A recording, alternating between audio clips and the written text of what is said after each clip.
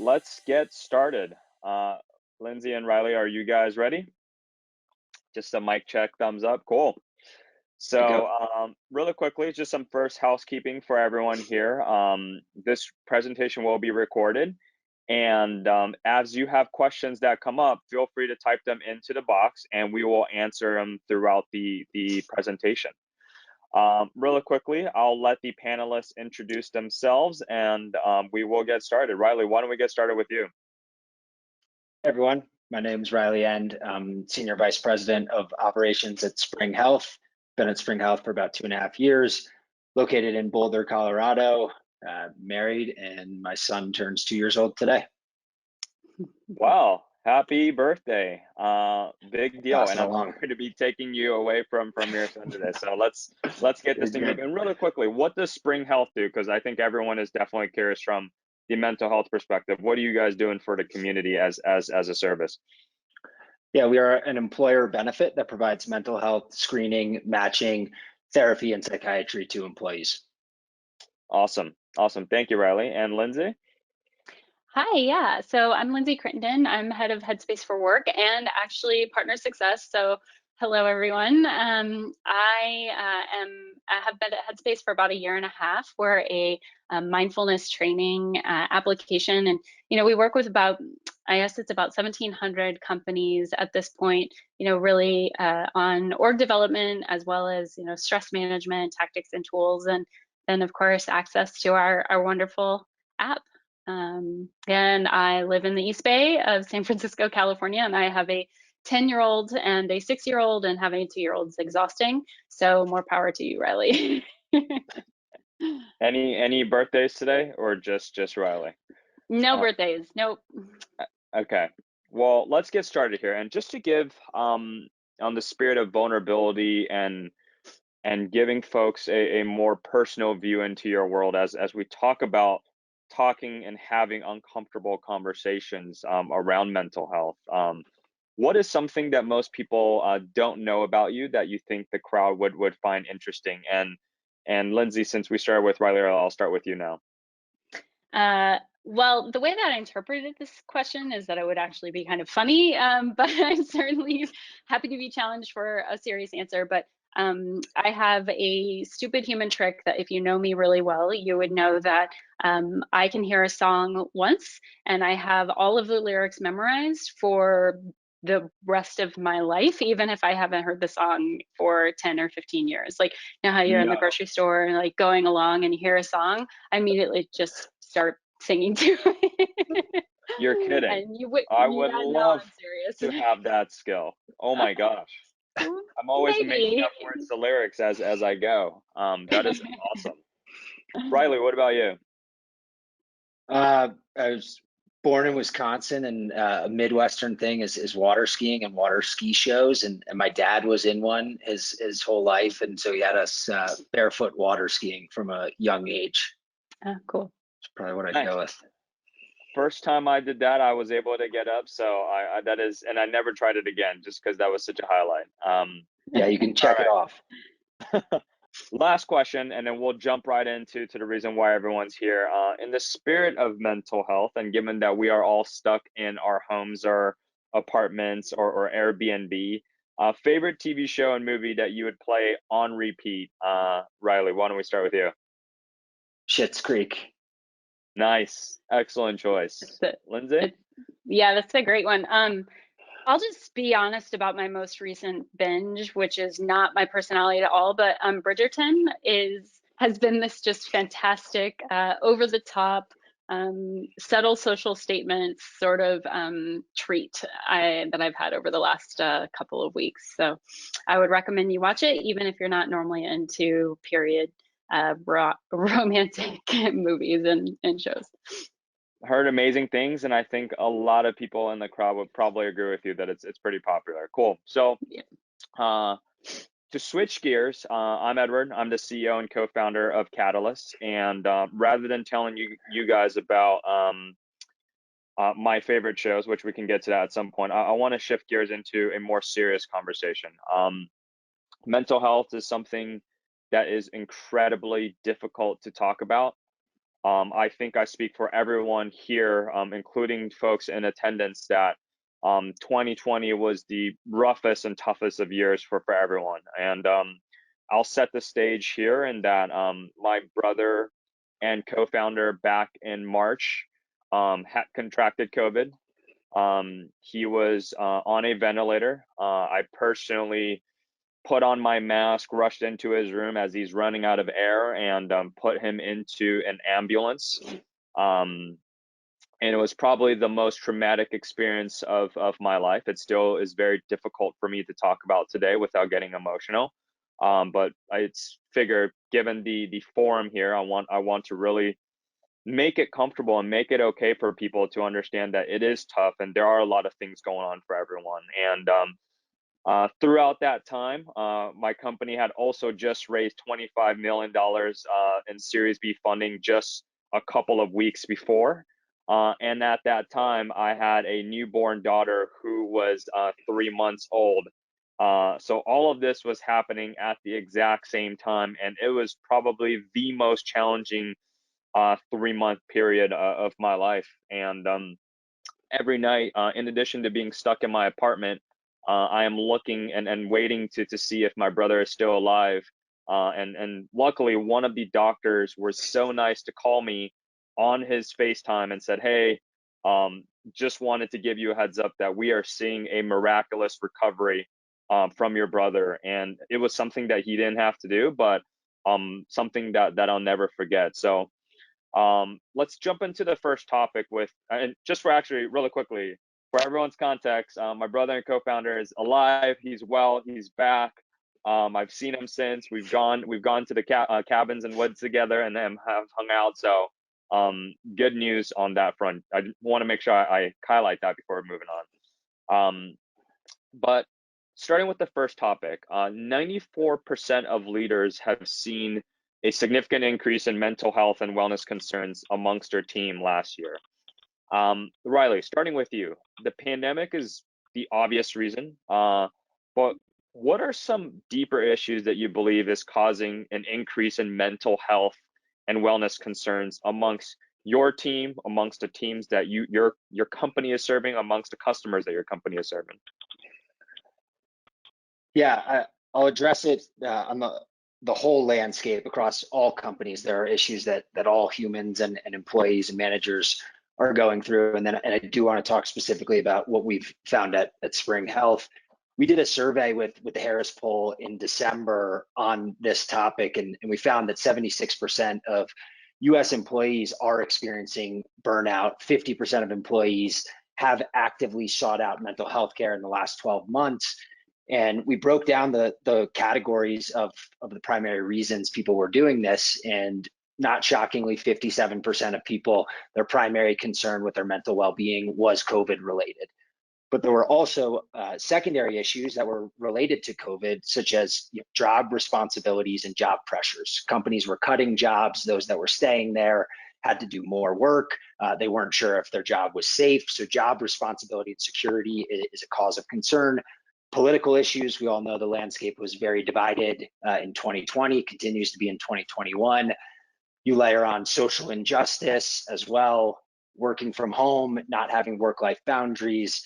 Lindsay has 3 kids, I only have 1 kid, so I can only imagine, but that's real. My wife works as well, and we do baton parenting. I end a call, I sprint outside, I grab Holden, she enters a call, and that stuff takes a toll. And then I do want to encourage everyone, if you haven't already done it, to look internally to your industry, your company, and figure out what specifically may be making this worse at your own company. And for us, what we found is that 2020 was a anomalistic year in that you have members, you have providers, clinicians at Spring. We have care navigators and providers that provide care to our members. And they were simultaneously experiencing the traumas that they were trying to address with their patients and their members, and that is remarkably exhausting. So we had to really go into 6th gear to figure out how are we going to provide the right support, condense working hours, what we ask of them as well. So for us, that was unique, but all healthcare companies, frontline workers, education companies, they're dealing with similar things. Riley, thank you so much. And I think that was a great summary, but almost, scary to hear. It when you lay it out like that, it truly is a lot. Lindsay, I want to shift the question over to you because Mhm. from your company's perspective, you guys probably see at even grander scale from a consumer perspective and an increase in the need for the service that you guys provide. Can you provide some context into some data that your team is seeing and why are people so stressed out and what are some insights that you can share with everyone here that truly normalizes this feeling that everyone is feeling but is afraid to talk about or sometimes uncomfortable to talk about? Yeah, it's a great question. I think probably similar to Spring. Our business in terms of demand has gone up really significantly, and we also work with a lot of healthcare providers, and the trauma that they're experiencing is very real. From the enterprise standpoint, a lot of the conversations, we also have a mental health report I'm happy to forward to anyone. It's also available on our website. But the things that we're seeing from our employers and the things that they talk about are, yes, everything that we're all going through. But there are a lot of underlying triggers that people are just now starting to talk about. So the trigger that, wow, I'm home all the time and I actually had maybe some mental stress before, but now it's here all the time because I can't distract from it. Well, how do I manage my stress? How do I manage my mindset? How am I aware of how I'm feeling at any given moment? Is one of the things that our employer partners really want to help individuals come to understand, which is how am I feeling in order to actually be able to have a meaningful conversation about mental health. The other thing is that with all of everything that Riley just said, the underlying pressures of figuring out, managing finances during this situation has been really tremendously hard for a number of people. And then also figuring out not just how to set boundaries around the work, that is an obvious thing that we've all, at least I personally have struggled with, but more importantly, how do you create an organization that supports people in those circumstances, all the way down to kind of the very micro. How are your managers managing every single day in order to help support your employees? That's a lot of what continues to come up time and time again when we're working with our employer partners. And then chronic stress, which is what basically we've all been living through in 2020, and many of us walked into 2020 experiencing chronic stress. Chronic stress just becomes a tax that sits on our bodies and sits on our health and sits inside of our organizations and impacts productivity, it impacts resilience, it impacts health outcomes and how healthy your workforce is. And so that's also just the aspects of chronic stress have become a really big conversation that we've been having with our employers. It's a big concern for the majority of them.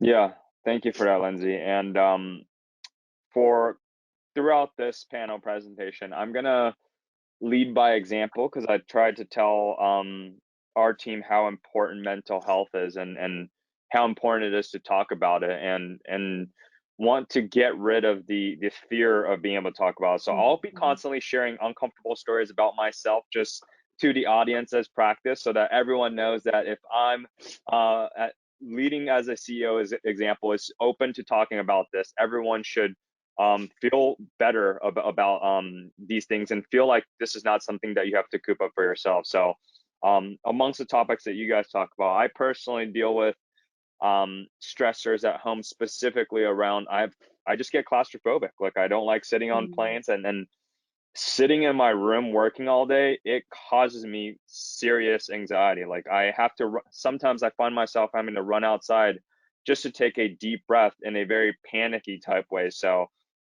it certainly has not been helpful in addition to everything that you guys have talked about. So Riley, back over to you. How do you, as a leader, specifically within Spring Health, determine the mental health and wellness of your own team, of your own employees? How often do you guys check in with your team? How often do you check in with specific team members? Is it easy to have these conversations with your own team, given that you guys are a healthcare organization around mental health? Is it easier for you, or is it equally as difficult? I think it's easier, honestly, and a big reason it's easier is CEO vulnerability does matter. I think our CEO April has done a tremendous job of being vulnerable and sharing her own struggles, similar to what you have just shared with everyone. So I think that makes a tremendous impact.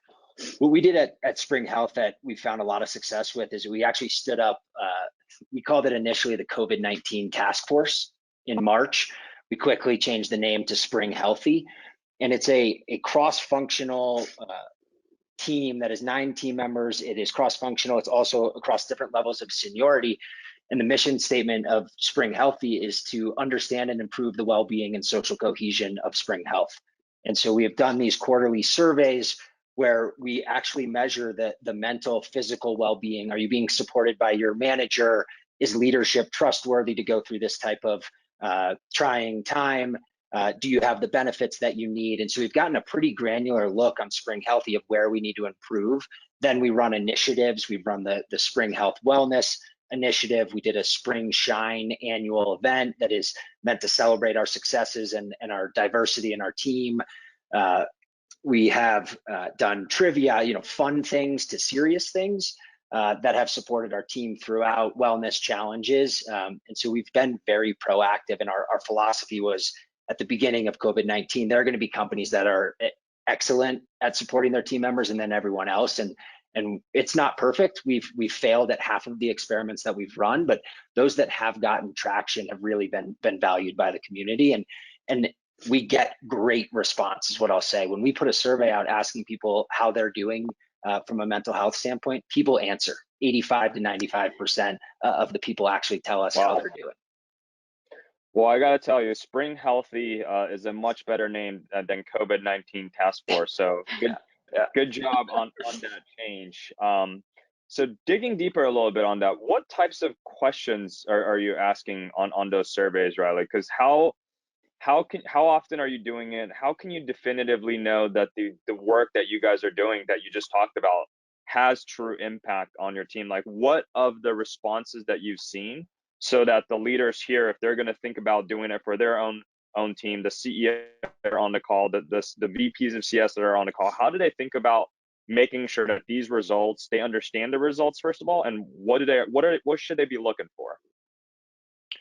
Yeah, we're just now getting to the size where we can break down things in an anonymized, secure way, so that we can share data with company leads across each department, right? We want to be very mindful of what people share with Spring Healthy versus what we should be sharing with the department leads. But I think you bring up a good point that the managers are the most important part, and an overwhelming point of pride that we had in the first survey was that 96% of people felt supported by their manager, just that there was a human being there that cared about their well-being. We were hoping not to find a landmine or an alarm in that question, but we asked very specifically, how well is your manager supporting you? Are you having regular one-on-ones? Are they doing personal check-ins? And then we went into our specific benefits. Where are we falling short as a company in providing the benefits that you need? Do you have the right flexibility? If you can't work from home, but you need a safe space to work during COVID, are we providing it? And really, the free-form answers initially really helped guide a lot of our initiatives, rather than the standard questions about mental and physical well-being. Got it. Lindsay, same question for you. At Headspace, how are you guys determining the mental and wellness of your team? How often are you guys checking in? And specifically, what are your managers? To Riley's point, managers probably the critical, most important functions of that relationship beyond just a survey that you're blasting out. So how are you guys doing it over there? Yeah, I love this. I want to stop by saying, Riley, it sounds like you guys are doing tremendously well. We hear from, thousands of companies and what they're trying to do, and where I love where you started, which is assessment first. You don't want to over assess and over survey, but what we've heard is a lot of companies have actually use this as an opportunity to say, are we actually good for our employees? Which I'm not sure is a question that was routinely asked by most HR departments, just in regular run the business. At Headspace, we asked ourselves that question. And so, we We created a number of things. So one of the core pieces of feedback that we've gotten is along the lines of burnout. We are a hyper growth tech company, doing a lot, high goals, and very mission oriented. So you end up with an employee population that just wants to give everything to the mission, which is awesome and can also be very toxic if not well managed. And so what we found is that because of a lot of that personal drive, we as a company decided, nope. So we started, we actually have what's called every Friday is either a no meeting day or a company-wide mind day is what we call. And we ran an experiment around this, but where every other Friday, you have the day off. No questions asked. If you're a manager or anyone asks you to do anything on that day, it better be you're just not supposed to do it. Like, I mean, our CEO sends out messages just forbidding it. And then on no meeting day, it has to be an extreme sort of circumstance in order to expect anyone to have a meeting. And what we found is that it's hard to take, okay, well, we have unlimited PTO. Great. The rest of the company is still working. I'm just going to come back and have to do twice as much work. So just kind of force the rest of the company to stop working to create that really meaningful space. And that's actually been probably one of our most effective tactics. We're also doing things like counting the amount of time that people are taking off, and then investing a lot. And I don't even mean necessarily in money, though certainly budget helps, but investing a lot actually in just creating better management structures. And creating better managers, because we do know, especially in a remote environment, your single touch point is ultimately your manager. That is your relationship with your entire company. And so if that is fractured in any way, even if the manager has no idea, it doesn't work. And so Headspace has brought in companies like Mind Gym. We've brought in experts to do, panel talks. We have, hired more talent, development people who are just focused on tackling this question. So, we might be a little bigger than some of the folks who are on this call, and I'm sensitive to that as someone who has done early stage for a long time. But if you're able to create space where it is okay to take a day off because everyone else is doing it, I think that's one of the ways we've released a lot of the pressure. Yeah, we started doing initiating mental health Fridays and sprinkling these force functions day offs throughout the year, because what we saw is that we are also a fast growth company, and I'm so happy that everyone on the team feels excited about the mission. But in order for people not to run out of gas and need to refuel, we sometimes have to force function it. So to any of my, go ahead. I was going to say, and honestly, I've been doing the early tech thing for long enough that is a sea change in terms of the idea about how you succeed as a business. For the last 10 or 15 years, it's been how stressed can you be? How much work can you do? How busy can you brag about being? Sleep under your desk. And I love to hear that. And I love to hear lots of other companies say, actually, that's not a great way to run a company. But we've done about 15 years of grinding people to the ground. And so we've got a lot of room to make a lot of room. And for my team members who are on this call, please go and take PTO immediately, just as a sounding board. That is a direct order. Moving on to a second data point. Only 30% of people are comfortable telling colleagues that they've taken a day off for mental health and wellness reasons. It's obviously a stigma that still exists around mental health. What are some ways that you guys have implemented personally, or leaders that you've seen do this really well, to help team members feel more comfortable that, hey, I need a day off just because I'm not feeling well, or I need a day off just because I'm tired, or I need a day off just because everything that's happening on TV is just stressing me out, versus having to make things up like, oh, well, I gotta go do something, or something's come up with my kids, when really you just need that break. So Riley, I'll start with you there. Yeah, we continue to experiment like both of you. I think some experiments have worked. The most important thing, I think, unequivocally, is leading by example. Having leaders, managers, exec team, when they do take mental health days, sharing it, right? Say, hey, I'm stressed out. Court and I have been baton handing off way too long. I need a breather. I need to give her a breather. Leading by example is huge. I think company stances and messaging is really important. So with the capital insurrection, what we did is we say, hey, as a company, all day, every day, we put other people's mental health first.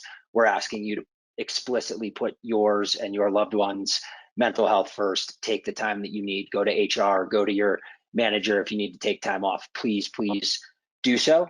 We did the same thing with inauguration day, given there was a lot of anxiety leading up to that. Some of the experiments that we've tried are giving company-wide days off. Spring Healthy has initiated that over the past year. We've probably given somewhere around 6 to 8 Fridays off.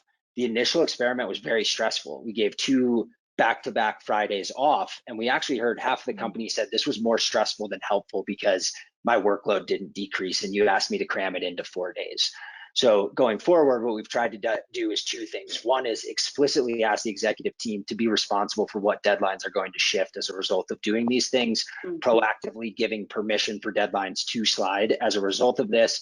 And the other thing is, instead of asking the whole company to shut down on the same day, we've tried saying we ask everyone to take 2 mental health days over the next 4 weeks. You can pick it, you can alternate it, but we're going to hold your manager accountable for asking you to take those 2 days off. I was on mute there. That's really great. And you would think that having back-to-back Fridays off just sounds awesome, but certainly doesn't sound like it based on that experiment. Lindsay, what about you? Well, just listening to this, and then I'll get back to your, original question, but what keeps coming up for me always is is your company continuing or building a muscle around saying no? Because there is this stress, I think, repeatedly around, are you taking the time off? Are you creating the space? Are you, but your executive team and leaders, it is incumbent upon them to keep the company, I think, as focused as possible. Headspace is imperfect in this. So if anyone from Headspace is on here, it's something we're working on all the time. But that's actually one of the core things that we have really tried to empower people to do, so that they're focusing on the most important things and creating that clarity, as well as giving space to say no, so that it isn't just cramming 5 days of work into 4 days. It's a very hard thing to do. One company that I think is really interesting, a good friend, professional colleague and friend of mine is named Keith Takata. He is at a company called Lucid Charts, and he runs a very large sales organization. And he has been, I think, a really interesting example of what it looks like to say, okay, well, we ran an organization in this way, and now we're in another circumstance, and really acknowledging that, hey, we're just not going to run the company the same way that we did. And one of the best things that he and I talked about him doing is, as a sales leader, which can be very testosterone, competitive, always on sort of culture, is that he actually started scheduling one-on-ones with, there are about 250 people, I think, maybe on the sales team, scheduling as many one-on-ones as possible to talk about how he was feeling, which I think, as a CRO and someone who still has to hit a number, whether there's a global pandemic and economic meltdown or not, him really prioritizing and taking that time and telling how he was feeling to people really helped them say, you're right, like, this is absolutely right. And it is a very hard thing to do, because it probably feels not that scalable, but in certain circumstances, like right now, I both really admire him, and it sounds like it's been a really effective practice. Just your most senior leader sitting down and saying, here's where I'm struggling, this is what I'm trying to do, what about you? Asking in a meaningful way. Yeah, I think the best thing an organization can do, to both of your points, is being vulnerable at the very top, and leaders showing that. And it starts with the CEOs and having to show the C-suite and C-suite having to show the rest of the management team that it's okay. And I think for my team who's on this call, and then if you actually were in the company back in March, we've hired since quite a bit since then.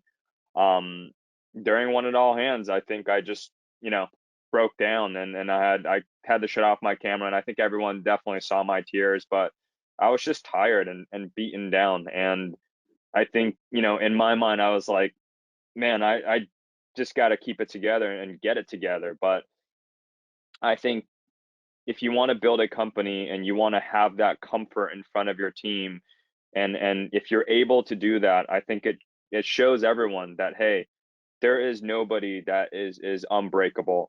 Even if you're a leader in the organization, you can be vulnerable with those on the team. So I was very blessed to have the support of everyone. I think everyone definitely felt terrible for me and felt like and it really gave me a good support system. So I really appreciate the answers that both of you guys provide. I want to take some questions from the attendees here, just in case.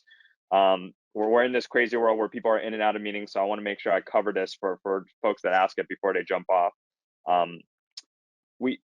What is both of your opinions on the pros and cons of health benefits for a smaller startup with approximately 25 employees? What have you guys seen? And I'm interpreting this question, and if I'm not doing it great, please follow up with your question. But what have you guys seen as pluses and minuses for investing in mental health at such an early stage, maybe with limited resources? How have you seen it help? Is it something that they should do? And if they don't have all the resources, how do they actually take it on? And I'll let either of you answer that. Go ahead, Riley. Okay, yeah. I think we encourage everyone to have a mental health benefit. I think a lot of companies exist because EAPs are falling short of actually effectively triaging people to the right level of care, right? And I think if you look at Spring Health, and for those that don't know what Headspace, EAP is, can you explain what EAP is? Yeah, if you're part of a PEO through Sequoia or TriNet, you likely have an EAP, which is an employee assistance program. They will help you with counseling sessions, typically 3 to 6 per issue. They'll help you with financial and legal counseling. They can do some manager trainings. They often have crisis support. I think with a really small company, it is easy to say this may only apply to 5 people out of 25. And I would encourage you in today's world to dramatically increase the percentage you apply on that assumption and think through the resources that are there for the whole spectrum of mental well-being, right? I think if Lindsay and I were to plot our companies on the acuity spectrum, there's probably some overlap, right? We have digital CBT, but we don't have as much mindfulness and meditation. And we serve a very high end of the acuity spectrum and care navigate people through care. But the point is, you have employees, I guarantee you, that are across that entire spectrum. And there are, cost analyses that you have to do, but it's fairly easy to say one suicide prevented is worth it, right? One person having preventative maintenance mode care versus higher acuity care is worth it, right? And maybe smaller companies, most are not self-funded or self-insured. And it isn't always a value-based assessment. I think the stat we had is that 50% of employees today in the survey we did feel that their mental health benefits fall short. So I don't want this to get salesy. I do want you, whoever asked this question, and anyone else, to come talk to me and Lindsay, our companies, and we'll figure out the right solution for your population. But don't think you're too small. Yeah, Riley said it perfectly in terms of how Headspace and like a Spring Health fit together. You're gonna have a lot of people inside of your organization who say, I can't sleep, but they don't realize that maybe that's due to depression and anxiety. And if you have a depressed or anxious organization, like, good luck raising your next round. Honestly, as someone who has started very small companies and grown them and sold them, it's not going to work. And so I know that sometimes it's hard to make a justification to have something like, oh, a meditation app, or, oh, like a more of a self-service mental health tool within the workplace. But there is plenty of research. Happy to send it to anyone who wants it. You can go to headspace.com that talks about, the importance of focus, resilience, stress management, and how taking care of your mental health across the board really helps improve a lot of the core tenets of building a successful business. And so I would definitely encourage you to try to think outside of the box and just recognize that your business isn't successful if you don't have mentally healthy employees, like point blank. And it's something that, because it's been so stigmatized, we haven't wanted to talk about it, but it's 100% true. And for anyone who is in customer success, by the way, you know that a lot of times you're in the most stressful part of the organization because you're where the rubber meets the road, and tend to be very big hearted and want to just make everything work for your customers.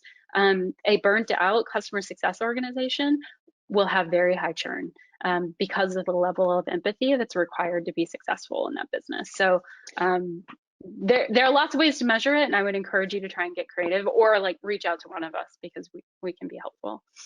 Before getting to our final topic, I want to plug a question for you, Lindsay, because you targeted specifically the customer success organization. We have a question that says, how do you enforce days off and no meeting days when working with clients who expect you to be working 5 days a week? CSMs have the most stressful jobs, account managers have the most stressful jobs. How do you have days off and no meetings, both as an employee who held that responsibility, and also have C-level exec recognizing that your customers need you to be there? Like, if they don't have a day off, they're going to have questions on that mental health Friday. How do you deal with that? Yeah, so actually, when we first brought up Mind Day inside of Headspace and ran the experiment, the biggest place of pushback was in the customer success group and the member experience group, because they're like, wait a second, this isn't gonna work. One of the things that we actually have had the really good fortune of doing is saying, hey, company X, we're taking our own medicine and we're offline on Friday. And I know, as a customer success leader and as a CSM, that might feel like the most uncomfortable thing to do. And obviously you make exceptions if you have to make exceptions. But the reality of the situation, at least for us, is, we're dog fooding what we want you as a company to do. And the majority of the people who we work with are like, totally get it, talk to you on Monday, and are quite reasonable, and respect the fact that we're making that choice. If you're not in that business, we've all done the rotation where, someone works in the morning and someone works in the evening, and then, the next time they're off, our member experience team has to do that. But we also do work with, some offshore teams that practice that method on their own, but then are online when we're offline. If that answers the question. But honestly, push back. Headline. Push back and explain what you're doing and why you're doing it, and you'll probably get more grace from your customers than you expect. And just to add to your point, we did the same thing at our company, and one of the things that we actually heard from customers is, wow, can't believe you're doing this. I just forwarded your email over to my boss. So I think if you thoughtfully explain why you're having this mental health day, it actually gives good reasoning versus just, hey, well, we're taking tomorrow off, and no reason being. So let's move on to our last topic, and I promise to get to the real quick on that, Edward. Oh, go ahead, Riley. Real quick on that, I don't think I ever circled back with you. I oversaw partnership success for my first 2 years, which is our account management team. When Catalyst sent that email, Glenn Tamke, our director of partnership success, forwarded it to me and said, hey, this is really well done. We should consider doing it. There you go. Thank you, Riley. Yeah. I was hoping you would cover that point. He did not pay me to say that, actually. No, I did not. Cool. So moving to our final point today for today's discussion, 99% of the leaders believe that they have a responsibility to intervene and talk to team members who are experiencing mental health. Huge number. But only 24% of them actually have had training. And I actually find that number to be very high. So we found this stat particularly very surprising. Riley, starting with you, do you believe leaders of an organization have a responsibility to intervene and talk to team members who are experiencing mental health issues? Is that safe? Is that a good thing? Should it be left to therapists and counselors, or should leaders actually do that? And this question is for both of you, but starting with Riley. Yeah. We do a lot of manager trainings on this topic and have a strong position on it. Our management philosophy internally is you're there to help someone on their professional and personal journey.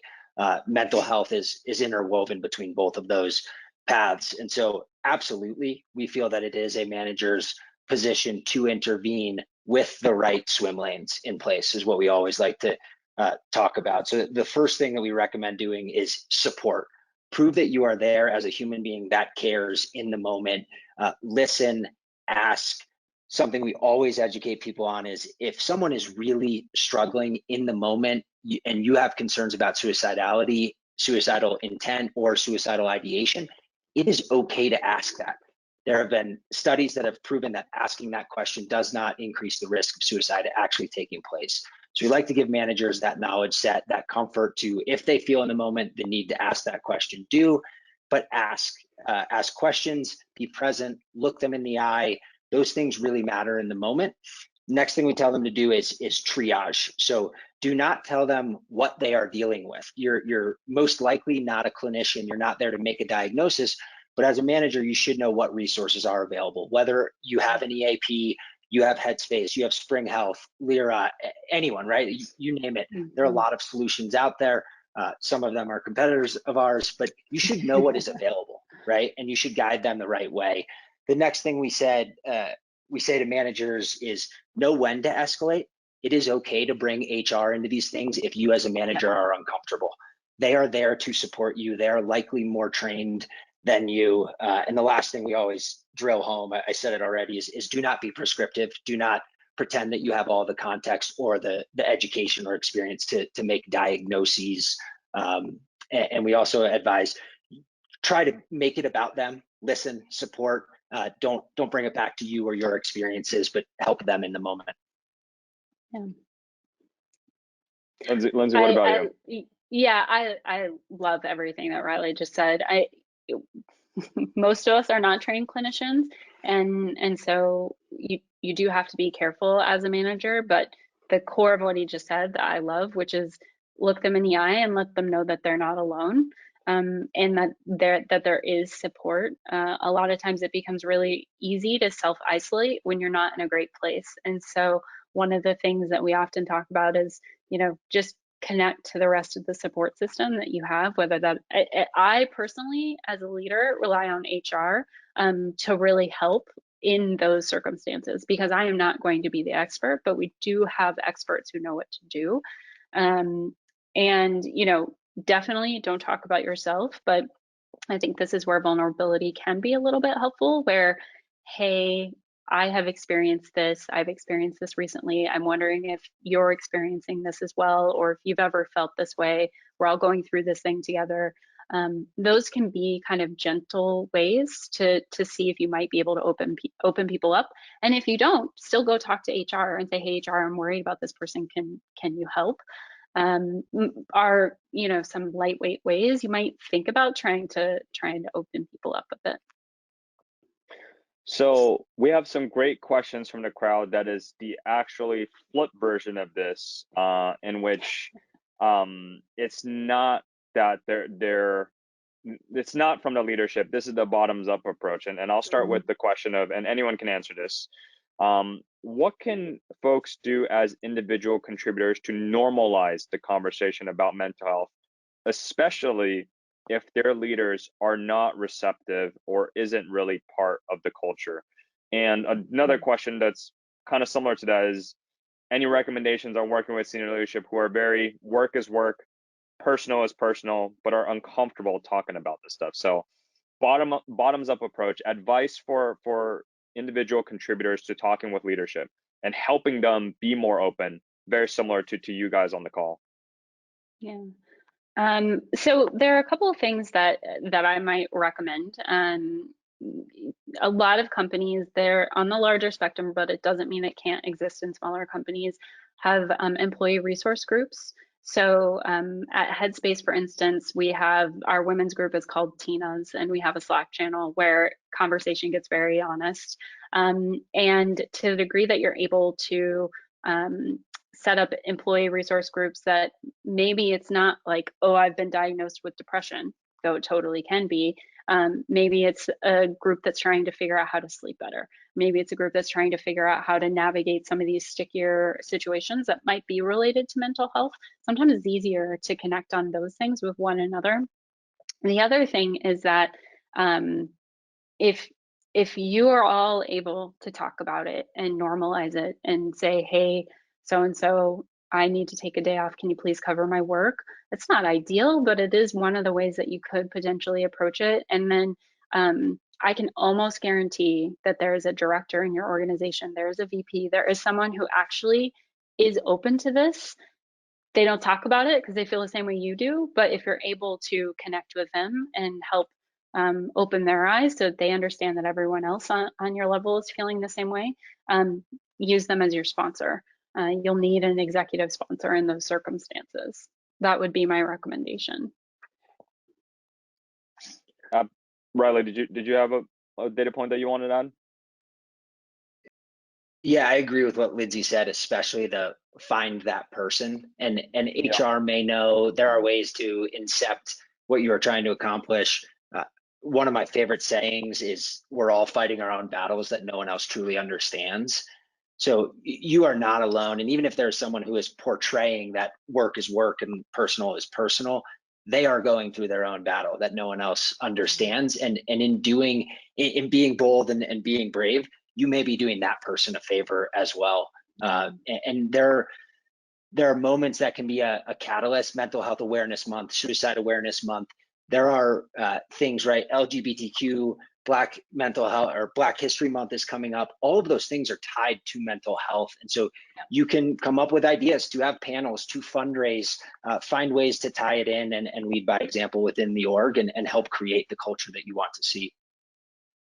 Yeah, and be okay with incremental. One more thing. Be okay with incremental progress. Sometimes, if you really want something and you're an individual contributor, it can, like, it's not going to be a sea change immediately. Be okay with the incremental progress, and it will ladder up, and it'll eventually happen. Just have to be patient. That's a great call, Lindsay, and it is unfortunate that folks have to be patient with these types of things, and it's everyone certainly deserves that type of attention, but every organization operates very differently. And I think the other thing is, don't be afraid to be the first to have that conversation in public forums and posting about articles inside of Slack. And a lot of times you don't need to wait for leadership. You can rally the troops, so to speak, just folks that are around you. And by being the first, I believe that somebody will catch you on the side and also join in on the conversation, but maybe they're just the ones that are afraid to do so. So another question, have you guys altered the way your teams communicate and collaborate during this time? Obviously, it is a very different and changing environment. You're on Zoom 24/7. You can't ever see anyone. You can't ever just hop over and pop into the cubicle or the desk next to you and just say hello. Are there communication guidelines that you have seen your team or other teams do to reduce the mental load of internal communication and the frequency of those communications? I can say that Headspace has not solved this problem. We do have some, which is a good sign for everybody. If you guys haven't solved it, we have not solved this problem. We have not. We do have a somewhat remote organization anyway, so we have spent a lot of time getting everyone. This is going to sound so silly and basic, but we use Jira as our project management tool, and salespeople use Jira, and customer success and the data team and the engineering team set up consistent workflows so that everyone knows where to at least go, like, pop in. We also have on the enterprise side a really tremendous tool. I'm like promoting everyone's tools, but called HighSpot, that has helped us create like a very central repository for a lot of the information that you need, at least if you're on our enterprise in our enterprise org. The other thing is that one of the things that I love that we all started doing is in our email footer, we'll explicitly say the best way to contact me is X and the hours that I'm available are Y. And so you actually, so for instance, mine will say the best way to contact me is Slack. If you're an external party, please send me an email, because that's the best way to get a hold of me. So might as well just say it. And so we've tried to do some things like that, but by no means do we have it all figured out. Yeah, that's great to hear, Lindsay. It's an extremely tough one, and I know my company is doing. I'm sure Riley's is. It is very challenging thing because I don't think all of us have ever embraced or encountered this type of situation where you are working from home at this long period of time and everything around the world, including your customers, have now shifted. So your Yeah. customers who would probably not message you during this time, they're just kind of sitting at home and they have more time to message you. They have more time to think about things. So it is definitely unprecedented. Last question from the field is, would you say that running a CS team in a very lean way is detrimental for an organization, especially during this time? I'll let one of you guys touch on that first, and I'd love to give an answer as well. You want me to go? I'm happy to go. Yeah, I didn't have an answer on the last one. I do have an answer on this one because we're similar to Lindsay and Edward in being able to solve the comms challenge. I have a strong feeling that this is an area that should be overinvested in. I think there are times and places to underinvest, and this is not one of them. Everything we've talked about today is, we're all human and we all have our own mental health struggles, and customer success is so much about the people and the relationships, and that is the first thing to go. I've noticed when we call it partnership success, when our team was understaffed, we went from an A+ to an A or A-, right? And I fundamentally believe, and we believe at Spring, that there is great customer success and everyone else, right? And so I understand the trade-offs, but my perspective is that is a place where you need not only the right number of people, but also the right boundaries for those people to consistently be exceptional. Yep, I totally agree. I'd also recommend lean on your finance partners, or get good at understanding SaaS metrics. There are a lot of resources out there. The reality of the situation is that SaaS businesses are not successful if they have churn, full stop. The only way to build a successful unicorn, everyone loves their business, everything's successful, is to retain your customers. And the evidence on that is very clear, like extraordinarily clear. And so to the degree that you are maybe challenged in making that case, I would look to developing a financial scaling model behind your post-sale. I would look at, the trend in your numbers over time. Are you improving, or are you, declining, and compare that to the headcount? I would look at your CAC to LTV, which is your cost to acquire a customer as compared to their lifetime value. Some of these things might sound a little wonky or intimidating, but actually these financial metrics are going to be the single most powerful thing you can do to make the case for your business. So I can send you some links that I would recommend sending out to all the participants about, being educated on that sort of thing. As the CEO of a customer success platform, I'm going to sound very biased, but you should absolutely be investing in your CS team and your CS organization. Ever since the pandemic hit, with all the uncertainty in the world, with all the uncertainty in the economy, the number one thing an organization can do is take care of the customers that you already have. Every directive that you hear from board members to CEO is, yes, if we have to cut budgets, no matter what happens, we have to take care of the customers that we have, because those are the ones that are going to keep our lights on. Those are the ones going to get us referral business in the future. These are the people that are advocating for your brand and your product. And the only people that can take care of these folks are the customer success team members and the account manager. So absolutely, I think it's critical for companies to continue to invest in CS. And we're starting to see a change in pre-sales and sales to now post-sales management and customer experience as the focal point of what makes companies go public and the most successful companies, to your point, Lindsay. So I know that's definitely bias coming from me, but I absolutely endorse it. So last thing, and to end it on a happy note, we only have 15 seconds here, is rapid fire. If you have to sing one song to win $1 million in a karaoke competition, what song is it going to be? Riley, let's go.